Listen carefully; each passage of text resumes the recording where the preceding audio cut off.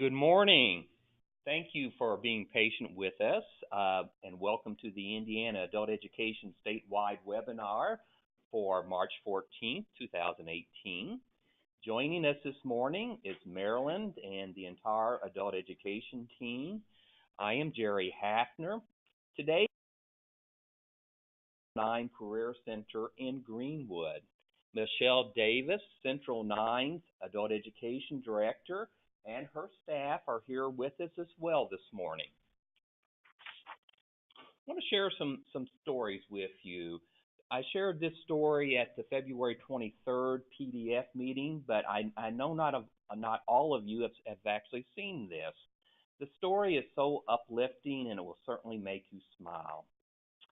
Bennett Young is an up-and-coming local musician who just moved one step closer to his dream of recording his own album by achieving his HSC. Originally from Muncie, Bennett fell on some hard times during his high school career and admits he was only interested in getting home to his guitar and recording.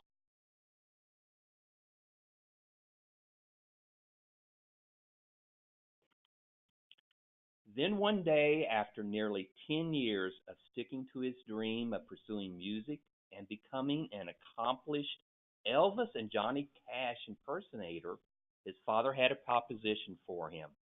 He said he knew I had this dream of recording music in Memphis and basically told me he would pay for half of everything if I got my HSE.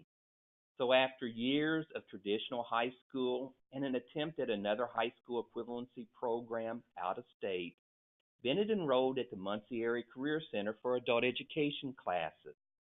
He said if it wasn't for Mr. Smith keeping me on track, I would have never gotten it done. Mr. Smith, by the way, is Chris Smith, Director of Adult Education at Muncie Area Career Center. Now Bennett has chased his dream and he's actually completed recording his first CD.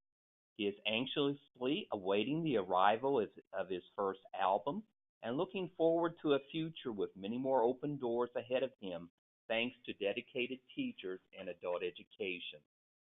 The HSE is important, he said, and not just because it can get you into college or get you a job, but because it makes up a part of who you are, he said. Before, I felt like I was behind everyone. That's a neat picture. Let's go down to Southwest Indiana. This is another very special story about Alex Roy of Evansville. He says he didn't have his head on straight in high school, getting expelled from multiple schools. I knew earning my high school diploma was a milestone that needed to be reached in order for me to further any goals that I had of moving forward in my life. It was a really tough decision for me because I felt like I had been out of school for so long and that there was no way I could come back and pass the test. But Lord willing, I came through and I passed it within 4 weeks. And Alex did more than that. He also boasted the highest task score earned by a Vincennes University adult education graduate that year. Roy's got big plans. Alex is headed to seminary school where he hopes to grow in his faith and hold a lifelong position in ministry. How very special. Ms. Shabazz, another story, comes to the Beacon, a nonprofit community organization serving the west side of South Bend 4 days a week with her young son, JoJo. The family literacy program includes HSE instruction by the South Bend Community Schools Adult Education Program and helping students by providing daycare for their children. She said, I've grown here. I see I can do things on my own now. She began in the program. She's only been in the program for 4 months, and her hard work has already paid off. She passed the HSC readiness test and was set to take the HSE exam late last month. She says that being in the program has made her a better mom. The Beacon's multi-purpose space allows for classes to be just down the hall from the daycare room where her son is, allowing for daily guided parent-child activities. And just as her commitment to the program has allowed her to gain confidence in herself, the Family Literacy Program incorporates a variety of life skill lessons throughout the week. She has intentionally applied these lessons to her day-to-day life. She says she's improved her budgeting, healthy eating, exercise, public speaking, and overall communication skills. And by the way, I'll let you know, had an update on her. She has only one more HSC subtest to take before she receives her HSC. I interact more with JoJo when I read to him now, asking him questions about what he sees.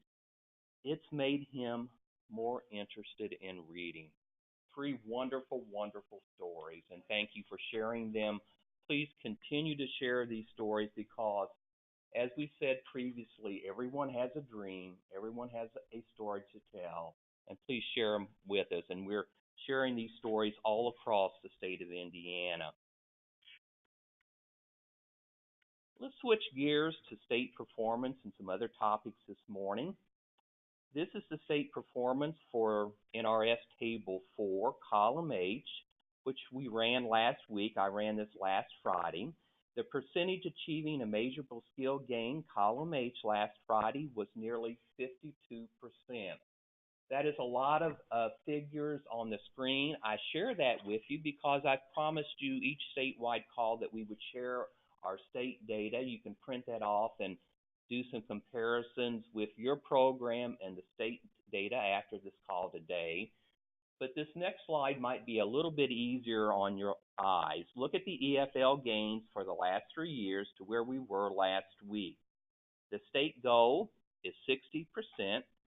We're about 8 to 9 percentage points off of that. We are very, very close to our goal of 60%.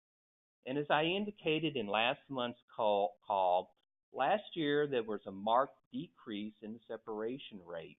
And you can see that currently is just under 22%. My hope is that the separation rate will be significantly lower at the end of this program year. Here is the distance education table 4C. The percentage of distance education students who are in this program achieve a higher percentage on column H. As you can see, the percentage at the bottom is 58%. Again, to make it a little bit more easy on your eyes, there is a 7 percentage point increase for column H when distance education is used. And as you can see on the screen, there's also a decrease in the separation rate, which is just under 17%.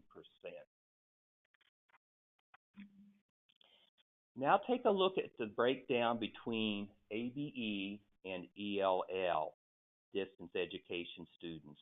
The EFL gain for ABE students is about 58%.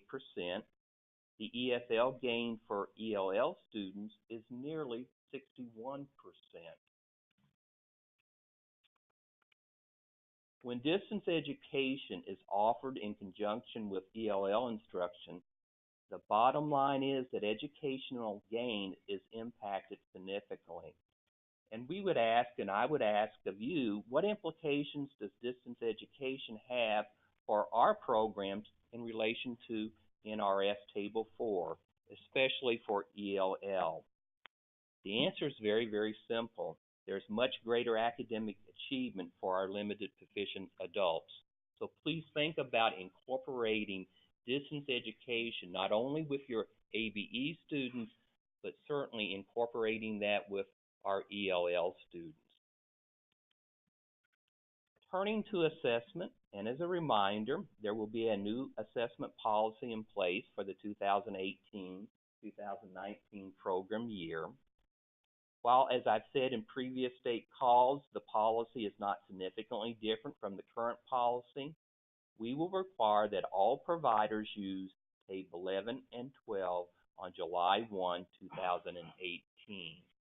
Donna is here this morning to go over a email that we sent out earlier about purchasing TABE 11 and 12.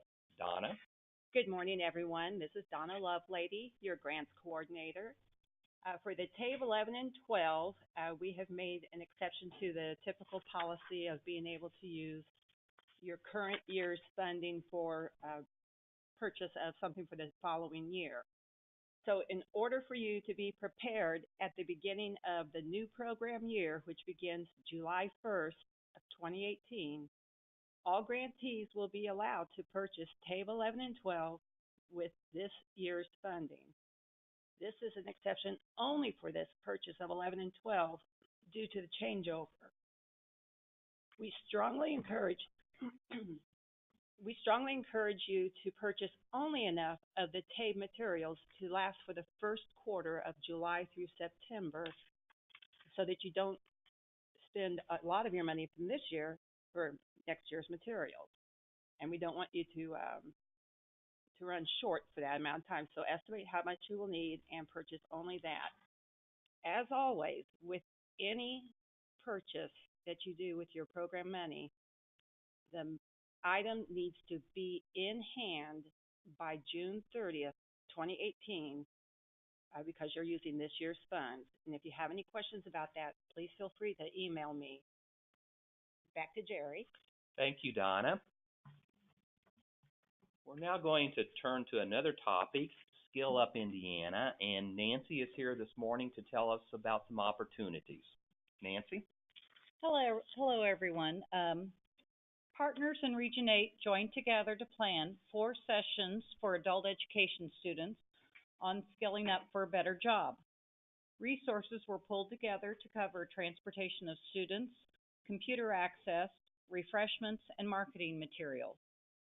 Partners include Turning Point Education Center, Broadview Learning Center, Work One South Central, Indiana University Center for P16 Research and Collaboration, Regional Opportunities Initiative, Greene County Literacy Coalition, and Bloomfield Eastern Green Library. Session 1 will be a panel discussion from Region 8 employers on job opportunities and the skills and certifications needed to fill those positions. The second session will focus on employability skills, with the third session on resume, interviewing, and job applications. Each session will be held in both Greene and Monroe County. The final event will be a job fair at the Westgate Academy and Conference Center, located outside of the Crane Naval Weapons Surface Warfare Center. Approximately 30 employers from the region will be presenting job opportunities to the adult students. Thank you very much, Nancy. Before Scott goes over information about the grant continuation competition, Marilyn is here and she has some comments regarding the allocations for next year. Marilyn? Thank you, Jerry. I know that each of you are well into the process of completing your grant applications. Several programs brought to our attention that there may have been some issue with the employment metric that was used in determining the performance allocations. After research, our programmer found that there was a coding error in how that metric was being calculated. As a result, we are in the process of recalculating all of the allocations, and we'll get those out to you in a very, very short time frame. Just know that the numbers are changing, and we will follow up with you just as quickly as we can, because we know it's important for you to have an accurate estimate before you write the rest of your grant. As a reminder, all of these numbers are an estimate. We have no firm confirmation from the federal government of what our federal allocation is. And so while we may give you another estimate, you will get a final estimate once we get the official federal allocation. If you have any questions, please reach out to me or to Jerry, and we'll be glad to have a conversation with you about that. Thank you very much, Marilyn. Scott is here and he's going to go over several pieces of information, some of which will be reminders from our last statewide call, but he's also going to go over some questions and answers that you had about the grant continuation competition. Scott? Good morning, everybody.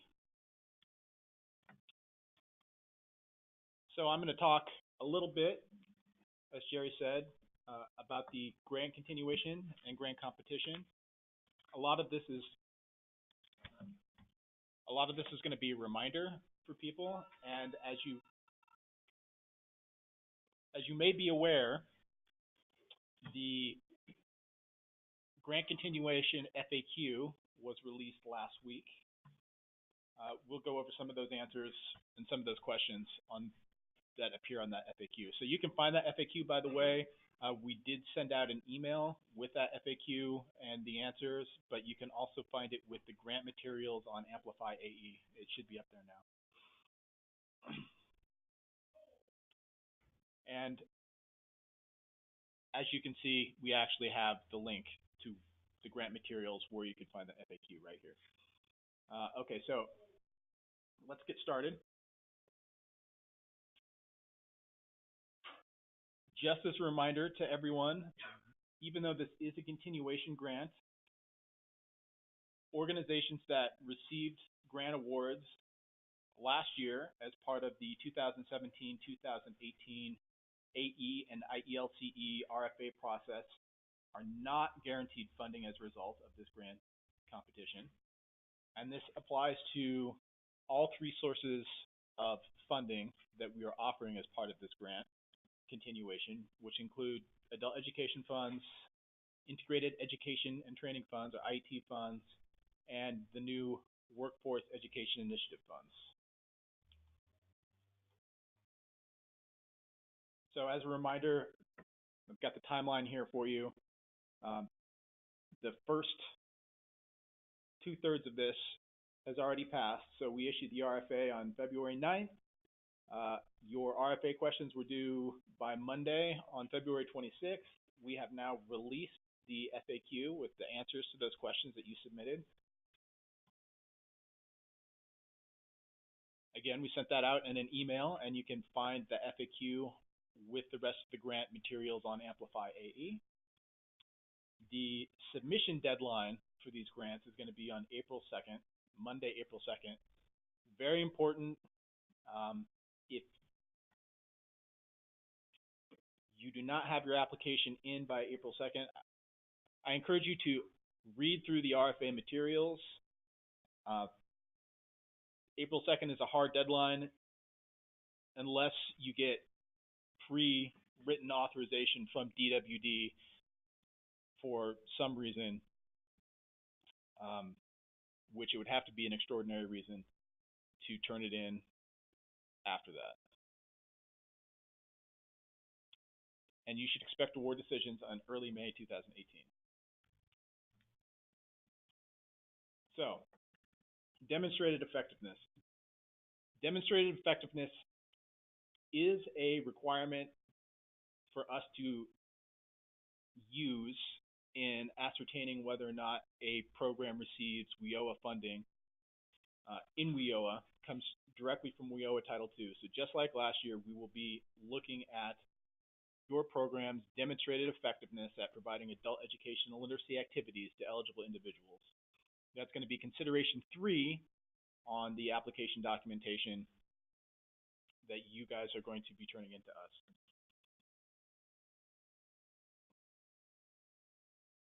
So what that's going to look like this year is you will be turning in to us your performance data year to date for 2017-2018. That's what we expect from you guys. And again, a reminder, specifically wanted to remind you guys that we have yet to negotiate with Octave to determine what our statewide performance targets for 2018-2019 are going to be. So you should just, for the moment, assume that our negotiated performance expectations are going to be uniform 60%. Now, that is subject to change, and we will, of course, let you know as soon as we actually have the negotiated number for you.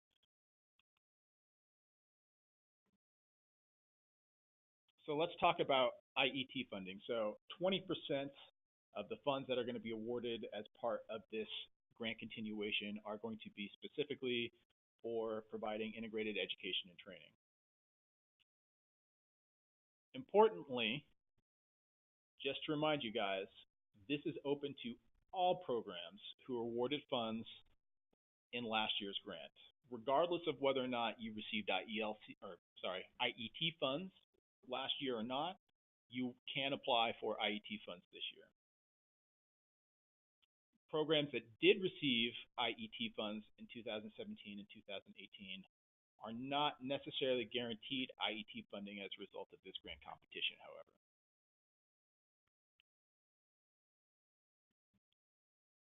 So Workforce Education Initiative funds is the third source of funds besides IET and your regular ABE distribution. This is a new program that we've initiated, and it's aimed at employers who have workers that need basic skills remediation to help those workers either maintain their jobs, to improve their performance, and to advance in their jobs. So this project or this initiative will support employers in both hiring and retaining workers and help employers, your local employers, meet demands for productivity and safety and employee advancement. So DWD, that's us, we are soliciting applications from, again, anyone who received an award last year is free to apply for this. So we are soliciting applications for these funds to provide adult education and literacy activities and services that are aligned with these Workforce Education Initiative priorities to eligible individuals. And this is really important. So this implies that you have an employer partner. That's it. Central to the whole idea behind the Workforce Education Initiative. However, the classes can be held either on that employer's worksite or off that worksite, or a combination of both.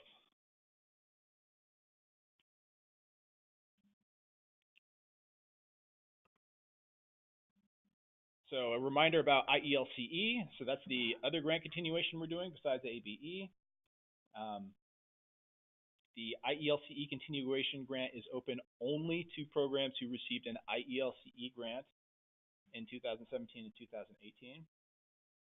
And just as a reminder of what IELCE is, basically we owe a Title II, authorizes the funding of programs who are going to provide adult education and literacy activities to English language learners, including professionals with higher education degrees or secondary degrees from their native countries that enable these ELLs to achieve competency in the English language and to acquire both basic and the more advanced skills necessary to function effectively as parents, workers, and citizens of the United States.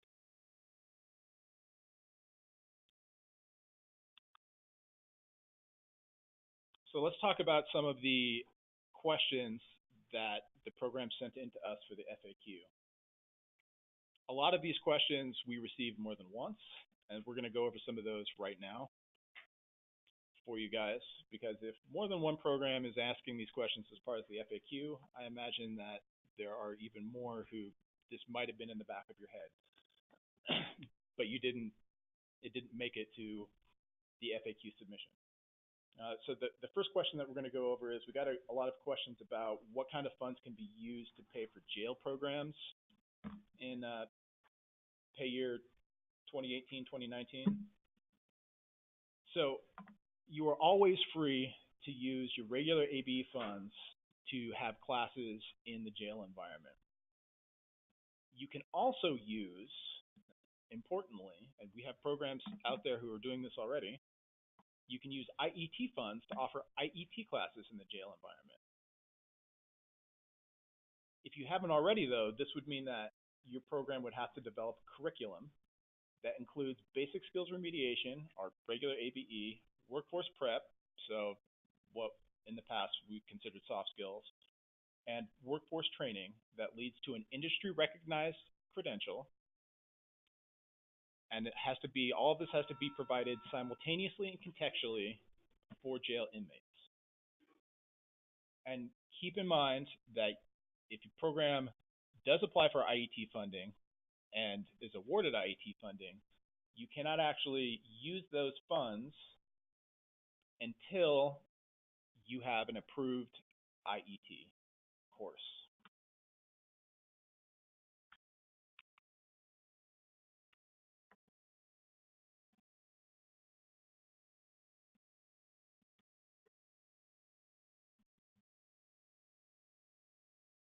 So the next question that we got more than once is,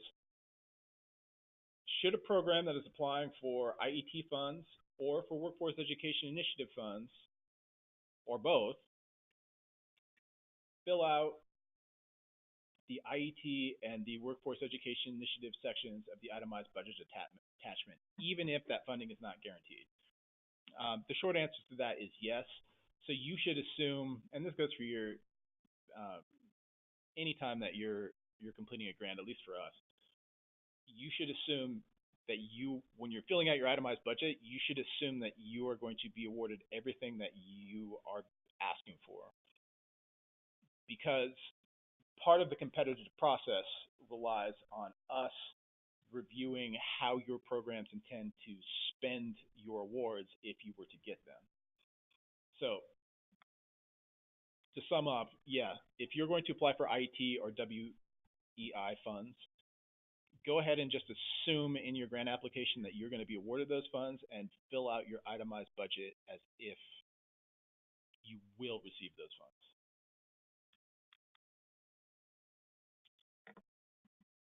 We also got a question about IET courses. Specifically, do students absolutely have to take the credentialing exam for the workforce training component? So the short answer to that question is no, they don't, because we understand that students may refuse to take the credentialing exam or they might not pass it. However, you have to be sure that you're offering it to everyone who's participating in your IET course. Also, you should keep in mind that completion of the certification is used to monitor IET performance, and we will be monitoring IET performance. So if you have a lot of students who are just refusing to take the exam or who are not passing the exam, that could come back to bite you as far as our monitoring process goes. So we encourage you to, not only do you have to offer it to everyone, but we encourage you to encourage your students who might be reluctant to take the credentialing exam to do so anyway. And again, just as a reminder about what IET courses are, IET courses are adult education courses that offer basic skills remediation, so your adult education, workforce prep, soft skills, and workforce training that can result in an industry recognized credential. And of course, again, all three of these components have to be offered simultaneously and contextually.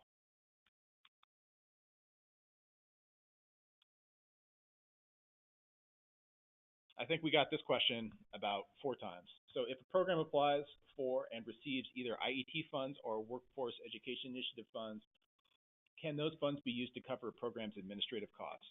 Yes, absolutely, they can. However, keep in mind that they can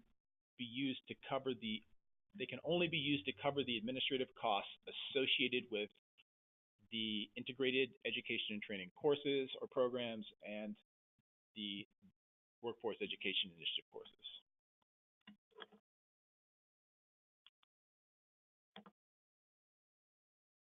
Speaking of Workforce Education Initiative courses or programs, if a program applies for Workforce Education Initiative funding, must all the students in the Workforce Education Initiative course be employed by the employer partner?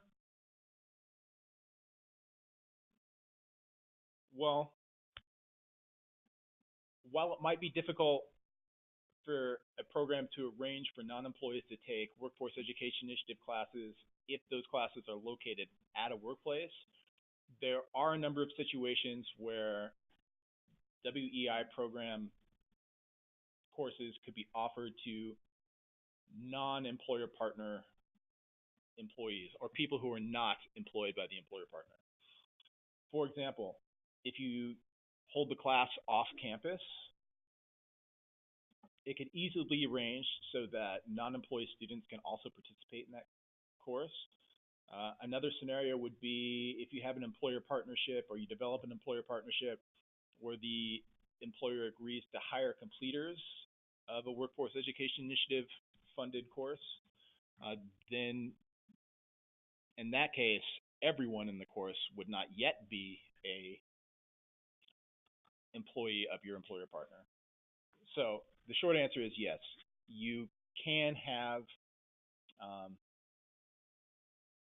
non-employer partner employees or people who are not employed, that's a mouthful, people who are not employed by your employer partner participate in your workforce education initiative classes. I suspect there'll be questions about that just based on the mouthful that it was to say that. So this is also a reminder, WIOA mandates that all of our applications for WIOA funding, Title II funding, they have to be reviewed by the Workforce Development Board.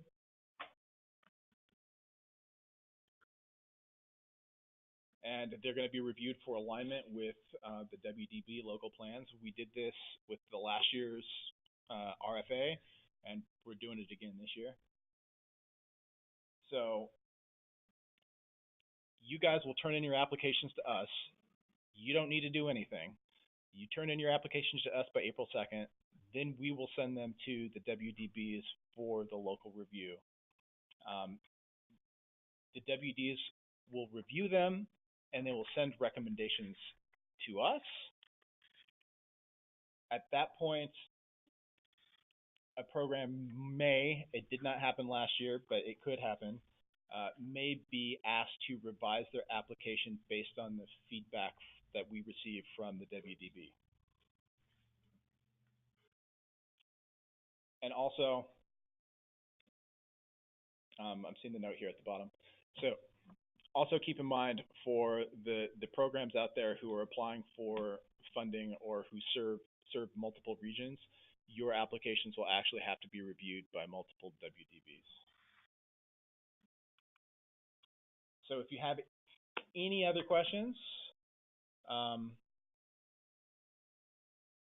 either about your current grants or about the grant process, or you need a clarification on any of this, and again, I'm sure I will get some, please do not hesitate to either email me. My email address is right here, or you can just send your questions directly to the Adult Ed inbox. That works just fine. And I appreciate you guys taking the time to not only listen to me, but you know, I understand that going through this process is kind of taxing, and personally I do appreciate all the work that you're doing, and your answers are actually really important to us. So I'll turn this back over to Jerry. Thank you very much, Scott. Jessica is here this morning, and she is going to go over IETs. Jessica? Hi, everyone. To date, there are 143 approved IET programs statewide. We have a total of 941 enrollments for IETs, and then an additional 45 IELCE enrollments. That gives us a 90%, or we have a 90% completion rate with a 56% certification rate. We do want to highlight and give kudos to Newcastle. They proposed that they would serve 200 students, and to date, they have served 221 students. Next, I want to go over the IET program application process and flow. After hearing some concerns, we have revised the process, hopefully to streamline and make things a little bit simpler. So for a smoother IET application process, a new flow has been created. The first two steps will remain the same. You'll complete your IET and or IELCE application and submit it to your AEC for preliminary review. Your AEC will then forward your application to the IET team. The IET team will complete the final review and request any additional information if needed. Once the application and curriculum is approved, the IET team will notify you of your approval number and request that you complete the interest spreadsheet, which I'll show you what that looks like on the next slide. On this spreadsheet, you will be able to list all the locations, class times, instructors, and enters titles and codes for this approved program. Please, prior to submitting the enters spreadsheet, be sure to enter the course codes into enters. Those codes have to be in enters for the data team to actually go in there and mark them as an IET or an IELCE. Once we receive the spreadsheet, the data team will be notified to designate those courses accordingly. You can use this approved program at any site. No need to resubmit an application and curriculum for each individual site. If at a later date it is decided to offer the same program at a different site than originally submitted, or a new course code and enters is needed for tracking purposes, a new interest form will need to be submitted along with the approval number for the application and curriculum. Any change to the program curriculum will require a new application and curriculum to be submitted. This new process should eliminate extra work of creating courses for applications that are not approved and lessen confusion of the different course codes and enters. It will also notify the providers sooner of the program's approval. In addition to the enters forms, we have created new applications, which will be made available on our website. There is now a separate ABE IET application and an IELCE IET application. And this screen shows you what the enters form will look like. It's just a simple Excel spreadsheet requesting this different information. If you have any questions about this new process, please contact me and begin using this new flow immediately. Thank you. Thank you very much, Jessica. We have Matt and Bryn here who have some enters updates. Matt, Bryn? Good morning, everybody. So next week we will be starting enters training. I've gotten some questions on when it starts, when it ends. It will start at 0900, 9 o'clock in the morning, at the East Side Work 1, which is at 2525 North Shadeland.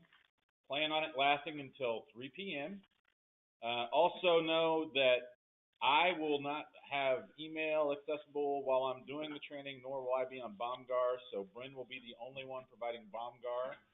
We will still be doing the after hours until 5 on Monday through Thursday, which has actually been met with some good success. We've had quite a few in the evenings. If you did not get an email directly from me stating that you are on the list, you are not signed up for training. If you send it to the DWD email or something else and it's gotten lost, you need to email me directly to get onto the training list, and they are filling up. We only have 15 seats available each day. Each day is a different offering. So on Mondays, we're doing entry-level enters training. That's for brand new users who have never used it. On Tuesdays, it's a training for people who know how to use enters, but to be able to do better attendance testing and some errors, and to correct your errors and stuff in the system. On Wednesdays, we're doing reports training, and this is the longest training because we get the most questions. We go over how to run all of the audits for the NRS tables, understanding your data, and to be able to demonstrate effectiveness when you do your grant competition completions. If you have any questions, contact Brent or I. But again, we'll be out and limited next few weeks. But again, that's at 2525 North Shadeland at the Work One office. And then feel free to contact us via email. Thanks. Again, thank you very much, Matt. We're going to turn to Work Indiana. Nathan is here, and he has several updates for you. Nathan? Good morning, everyone. We're going to cover the usual, but with a little bit of a pep. I'm excited for this call. So we'll go over year-to-date data, go over the Work Indiana Grant, social media, and just some other miscellaneous information. Here's the breakdown of PY 17-18.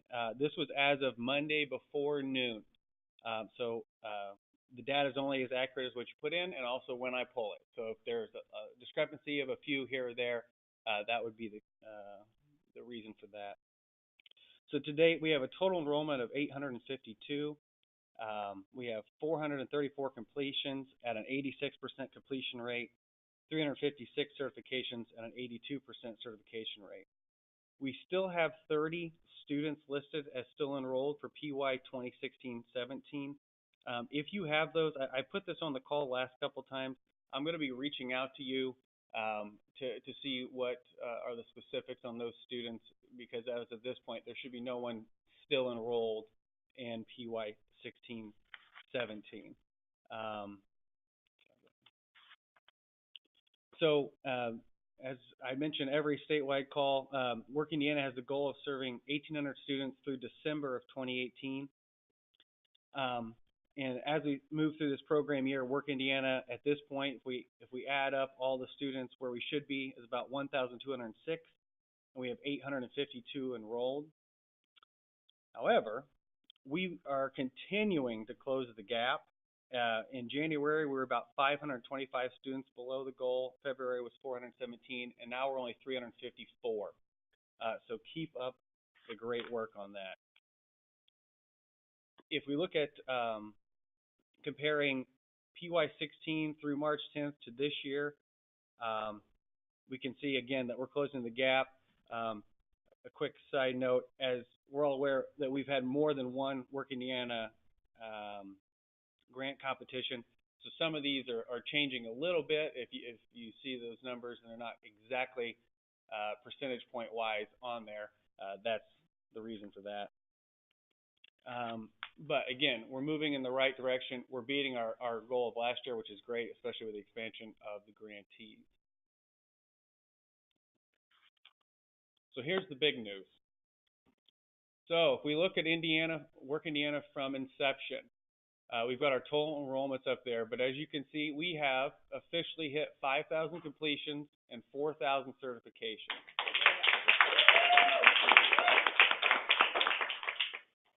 And it truly is because of our Work Indiana grantees that are giving the students these opportunities. This past, from January to March 10th of this year, we've doubled what we had in the Work Indiana portal. So whatever is in the water, keep drinking it. But we will be having a celebration in the month of September. More to come on that later. But we will be inviting anyone, everyone who would like to come and be a part of that celebration, because this is really kind of a neat time to be involved with this program. Work Indiana grant.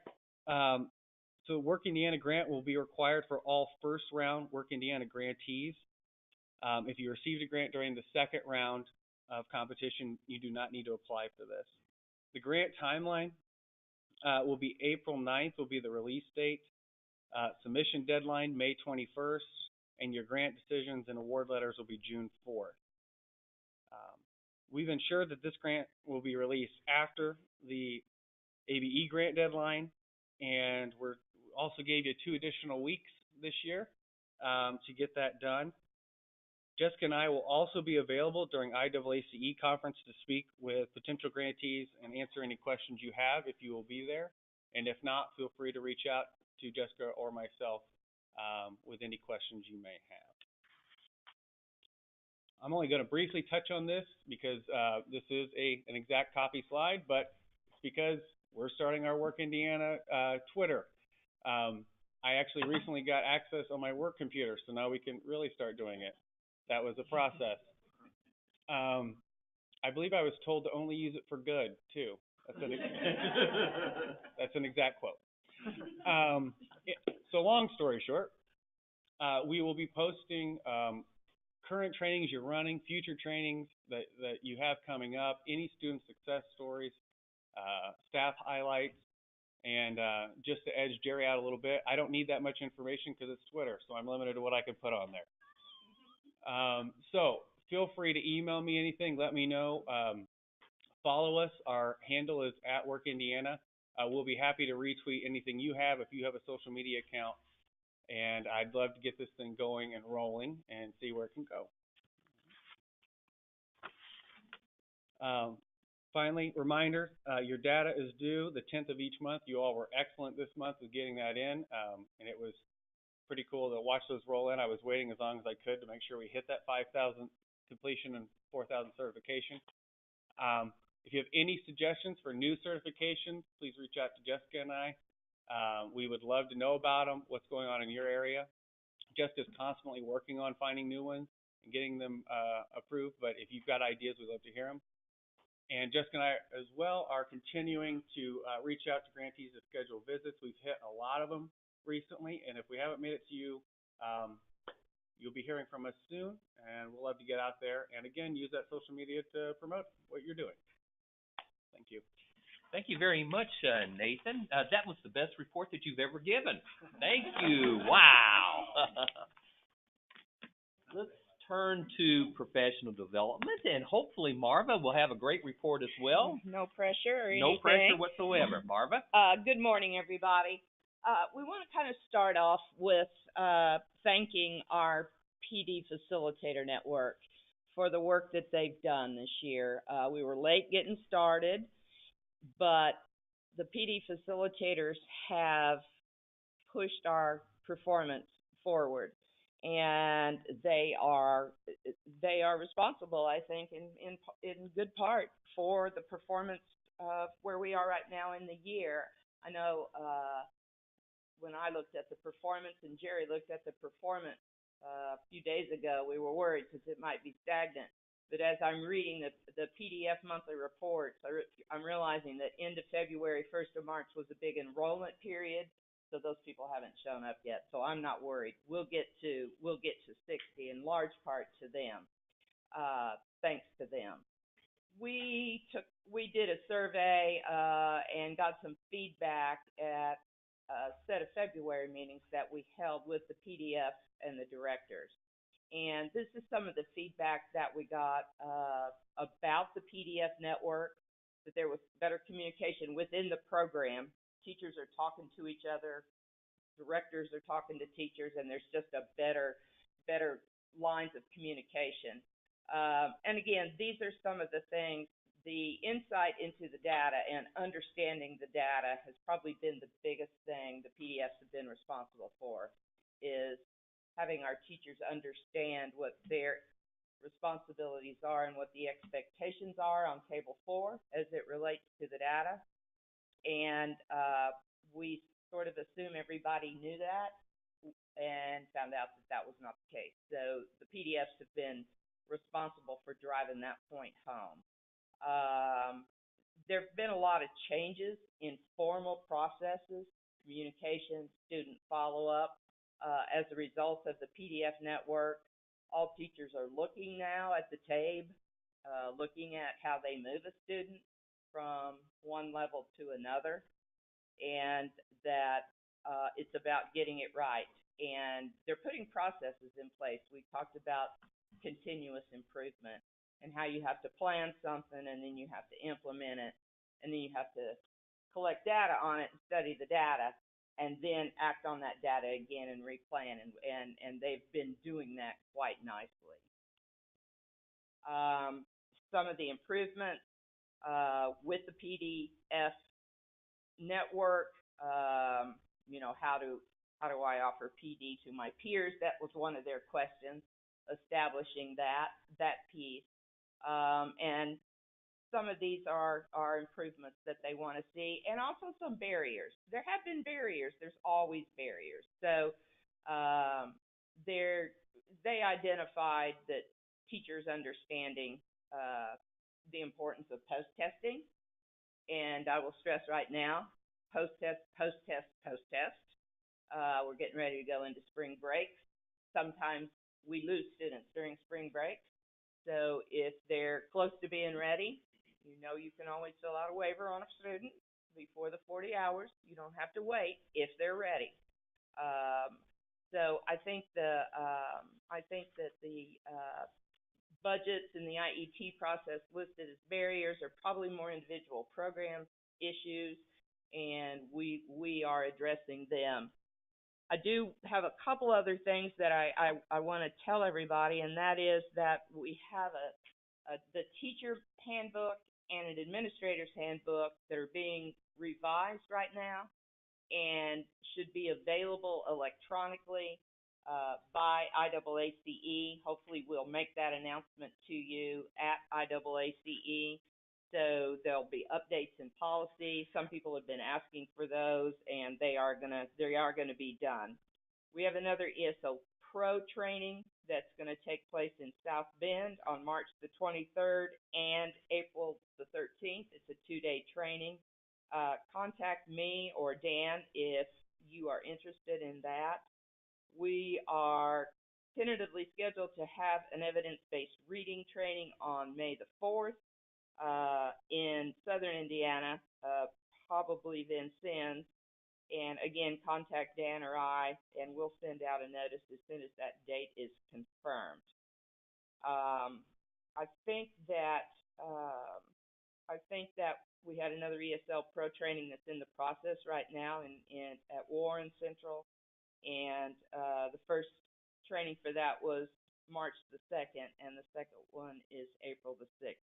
These trainings will be available to everyone next year as well. And finally, I want to encourage people to attend the PDF-led sessions at IAACE. They're going to share some of their successes, 4 different topics. One is designing an IET curriculum. Another one is student follow-up and tracking. One is managed versus open enrollment. And the fourth one is elements of an effective orientation.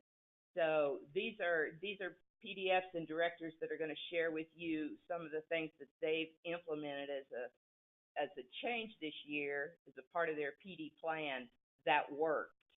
So you will want to hear those ideas and ask questions, and it's going to be a panel discussion, so you will be able to ask questions. So I encourage everyone to attend those sessions in the event you need to learn about a successful way on one of those issues. And I'm done, Jerry. Thank you. Well, thank you very much, Marva. A lot of good information. It's really an honor to introduce our next person, Michelle Davis. She is the Director of Adult Education here at Central 9 Career Center in Greenwood.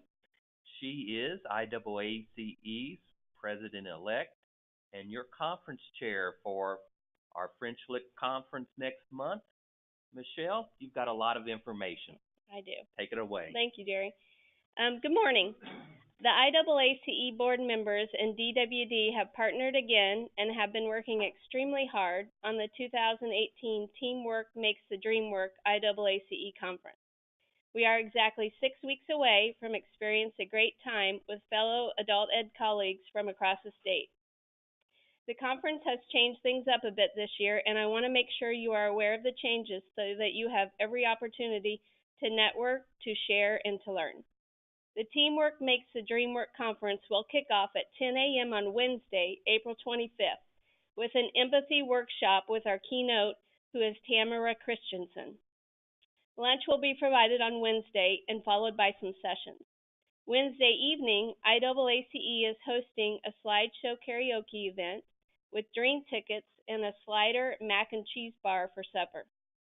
Thursday's a busy day as well. We will have sessions, awards, a keynote brain break, more sessions, and a DJ singing karaoke cash bar experience. Jerry's promised to give us a good show that evening.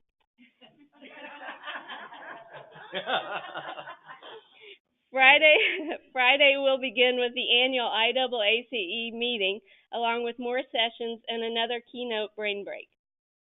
We'll close things up before lunch on Friday with raffle giveaways and celebrate the Teamwork Makes the Dream Work IAACE conference. We've increased the number of sessions this year from 8 to 10 for your learning opportunities. Surprises will be given away at different times throughout the conference. DWD and IAACE board members are looking forward to seeing each of you there. It's also been a great opportunity to have DWD at Central 9 today to share this experience. Thank you. Thank you very much, Michelle.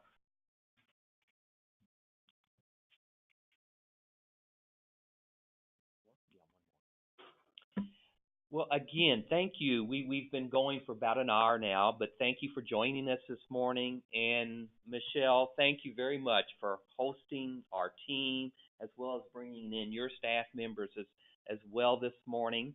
Our next statewide webinar will be on April 11th, 2 weeks before the IAACE conference. And if you recall, I mentioned that very special student from Muncie, Indiana, Bennett Young. And I might just conclude by saying this morning, Elvis has left the building. Have a great afternoon.